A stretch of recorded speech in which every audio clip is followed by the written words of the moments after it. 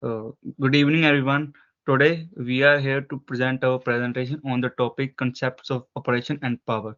My team members are Sanampreet Kaur, Manted Singh, Kamalpreet Singh, and my name is Tarampreet Singh. I am here to going to present our presentation. So, my first topic is definition on operation.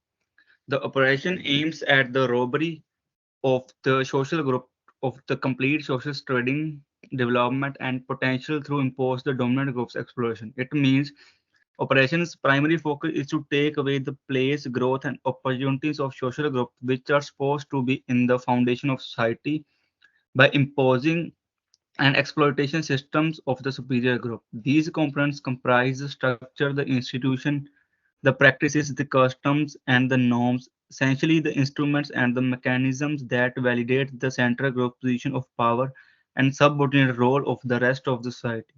It is the summation of the operation and minority targeting done with the sanction of the authorities to gain supremacy over the group in the minority. Therefore, the direct system of the power disfavors operation whether the minority or the majoritarian rule keeps the latter as the leader. So next slide is about the critical analysis of operation power dynamics. Compare how power imbalances are mentioned by institutional arrangements and cultural roles working in favor of a dominant group rather than equal or less influence owned by way of an authoritative system. Impact on identity, resistance, and agency. It means that present power dynamics by comparing the privilege, social order, and organs of rules that affect a dominant group, give an assent to the ensuring role of the sanctioning organization of this maintenance. Contrast the role made of identity by highlighting the psychological and sociological impact of oppressed people's self-devaluation, which leads to lower personal esteem and low societal rules. Analyze these two elements by observing how subjugated individuals negotiate with oppression as they implement strategies to allow these with less power to bring out the best in them. It necessitates to support the connection between multiple marginalizations such as racial offensive, gender, and social disruption and their multiplied effects. So, next slide is about the characteristics of operation. There are four characteristics of the operation: historical roots, ideological justifications, institutional reinforcement, cultural integration. The meaning of all is that the historical source of oppression, filling the listeners in with how it was being reproduced with generation, and forms the social situation at present. Discuss how the ruling class invokes ideas like natural rights or favorable destiny to make oppression seem necessary. Analyze the recursive institutions, underscoring how power and education repeatedly recreate oppressive conditions of society. Using cultural integration at the operation is deeply rooted in cultural norms, values, and expectations, therefore reinforcing biasing and discrimination in societies that are made up of cultures with different values and expectations. So now I will pass over this to my friend Kamalpreet Singh. So he will explain you next about the operation. Hi, I'm Kamalpreet. Now I will talk about the isms and power. Specific operations. Terms of strike like racism and sexism define structural terrorism that disfavor and propagate oppression against a different minoritized group. Systematic disadvantages. Indigenous and colonism in this context reveal the existing handicaps that result from inequalities brought against by unequal sharing of power between the two parties. A third one is misconception of reverse oppression. Reverse racism is a working concept as only folks who are in a superior position can impose systematic oppression. The last one is group privileges and the disadvantages. The isms agendas look at the historical system that created and affected the inequities among people, not just individual incidents. Now I will talk about the second concept, which is internalized dominance. Belief in superiority. The more privileged amongst them adopt attitudes that they are morally superior and their deservedness is a matter of course. The second point of internalized dominance is rationalizing privilege.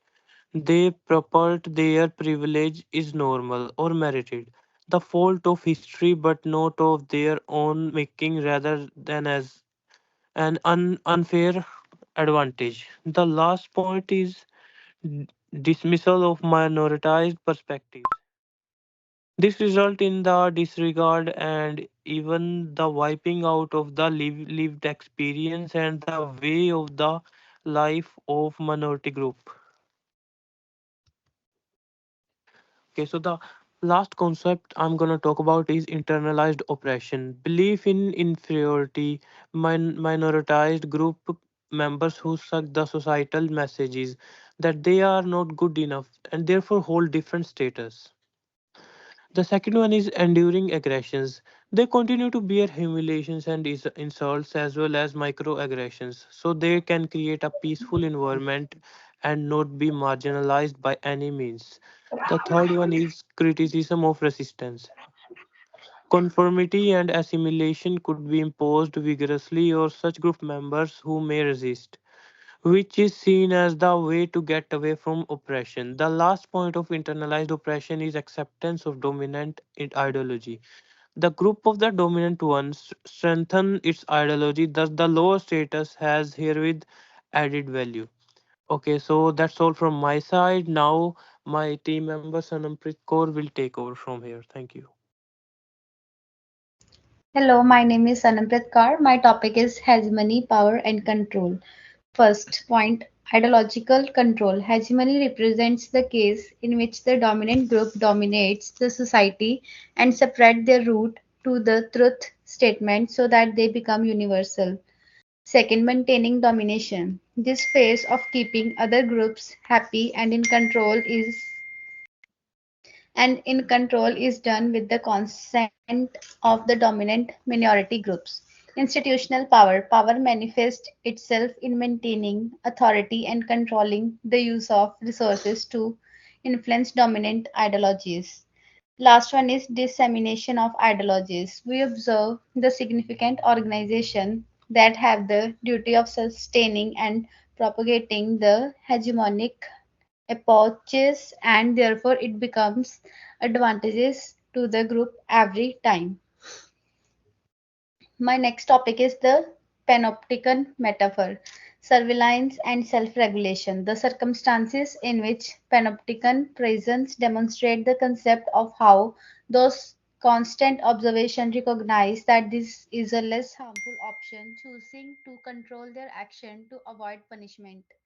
Second, internalized obedience. Indirectly, this ensures that being obedient to norms inside the community works even without strict enforcement. Third, social institution. Institutionally, the ruling group stays dominant in several ways and uses scrutiny and rewards to achieve this. Last one is control mechanism. Such frameworks are meant to help subordinate groups maintain their customs and culture. Now, next topic will be described by my friend Mantev Singh. Hello, my name is Mantej Singh, and I am going to talk about examples school as agents of operation. Under this, we have 4 points: control and regulation, curricula and assessment, reinforcing hierarchies, and indoctrination. And under this, institutional control for the educators and sets qualification criteria and performance standards in transition between activities while defining student success parameters. Through the line influenced by majority groups' dominance, curricular materials sometimes bring forth and impose the truth that everyone in a given group should embrace. Tracking in school, such as a process aggregates social stratification because it only asserts specific pathways perceived as more suitable based on intelligence. Uh, this acts like a committed contribution to the sedimentation of society in which subservient class roles are accepted.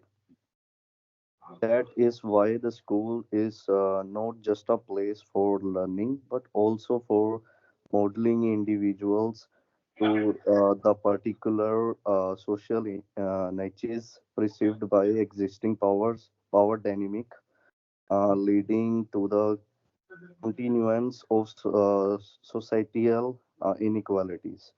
So my next slide is about this discussion. Under this, we have 4 points like understanding operation, debunking reserve operation, suffrage movement, personal examples. So we will go through the to comprehend operation. One must note how to propagate of the story, but beside demolishing the reservation, the idea is achieved by highlighting true to life examples of oppression towards native peoples and women, such as historical evidence accompanied by statistics. Uh, in the suffrage movement, the individual's discrimination and more large scale societal operation are shown to be. Finally, the hack tokened personal anecdotes to the pose insight into the esclaving and oppression the insight. For them, they would offer first-hand accounts of navigating these operation concepts and systems. That's all from my side, and other parties' references you may go through it. Thank you.